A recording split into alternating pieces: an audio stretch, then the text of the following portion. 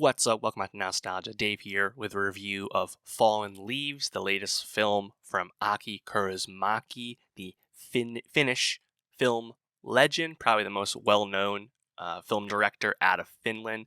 This film was nominated for the Golden Globe for Best Film Not in English Language and made the shortlist for Best International Feature Film at the Oscars, but kind of surprisingly was not nominated for the Oscar. Nonetheless, Fallen Leaves has got a lot of plaudits ever since it premiered back at Cannes last year, won the jury prize there, had a small limited release at the end of 23, and is now available in the US on MUBI, the service, small streaming service that you can access via Amazon. You can get a trial there, see the movie very easily. And yeah, this film, I in full disclosure, I've never seen a Kaurismäki film before. Of course, he has a lot of plaudits, a pretty lengthy filmography, but I was pretty excited about this, given other people were pretty into this film. And it's a pretty tight 81-minute, trage comedy, dramedy type story. And I thought it was pretty interesting. This stars Alma Pöysti as Ansa and Jussi Vatanen as Holappa.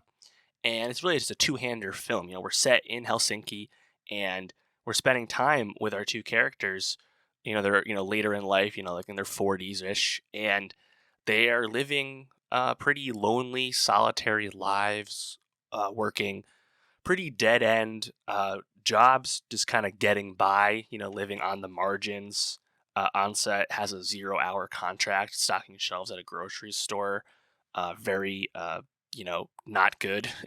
And then Holappa is a laborer on construction sites, basically, and actually is living at like a job provided dormitory alongside other workers. And you can kind of see like how they go about their business. Where like Ansa sometimes like turns on the radio and is listening to like developments about the early days of the Russia invasion of Ukraine. And she just turns off the radio eventually, just like sits there in silence. Does not have a lot going on with her life socially, personally. Does not seem very motivated, or at least not enthusiastic about things. And Holappa kind of seriously, again, like even more so than Ansa, who at least has her own apartment. Holappa is very much just kind of getting by, scraping by. And they end up connecting at this karaoke bar, which is a pretty awesome scene, I have to say, where Holappa's friend, this older guy, tries to hit on Ansa's friend, goes up there and sings. It's a pretty good karaoke scene. I liked it a lot. And they end up connecting, Ansa and Holappa, and they decide to eventually meet up and go on a date. And they go to the movies, and they see Jim Jarmusch's film The Dead Don't Die from, what was that, 2017 or so?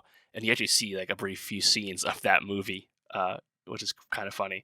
And then Ansa gives Holappa her phone number written on a piece of paper. Has never told him her name though. It's been a very cool, like steely, like connection, right? As they don't say a whole lot to each other, but clearly are enjoying the company.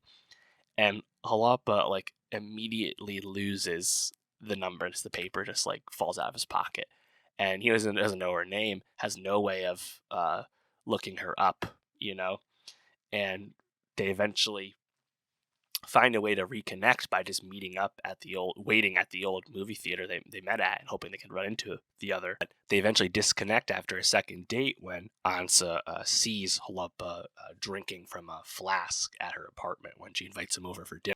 And it's kind of like the coming to a head of like what's been going on with Holappa, who you see him often like drinking, like taking sips out of a flask or a small fifth of liquor, he has in his coat pocket.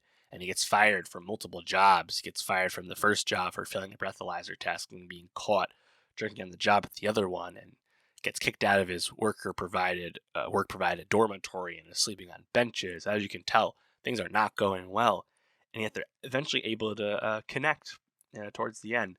And I think it's a pretty interesting movie for what it says about loneliness and lost connection, or just a desire for some kind of connection and kinship. Because again, these are people that barely have their shit together.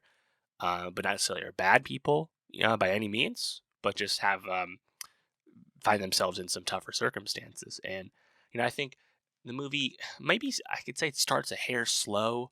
Like you kind of pick up where it's going, and it doesn't quite progress quickly enough. But it's also filmed in an interesting way where it feels like very like gray and like blue and like the sadness sense. And when I was watching, I was like, wow, this does not paint Helsinki in a uh, nice light, even though Helsinki and Finland are both wealthy places, a wealthy nation, prosperous place, and yet that's not what you're seeing here. And people that have seen other Kaurismäki films have described this as kind of like a spiritual continuation of his proletariat trilogy in terms of the thematic interests that Kaurismäki has with his films. And I think does a pretty good job of portraying people living kind of on the edges, but that's not really what the movie is about, right? So pretty cool. Shout out Fallen Leaves, available now on MUBI if you're in the U.S.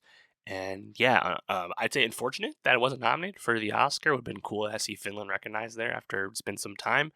Nonetheless, I think people will seek this out. There's a bit of anticipation and hype around it as far as foreign films being released in the U.S. goes. So let me know, how'd you feel about Fallen Leaves? What'd you think of it? And for more movie reviews, subscribe, and I'll see you next time.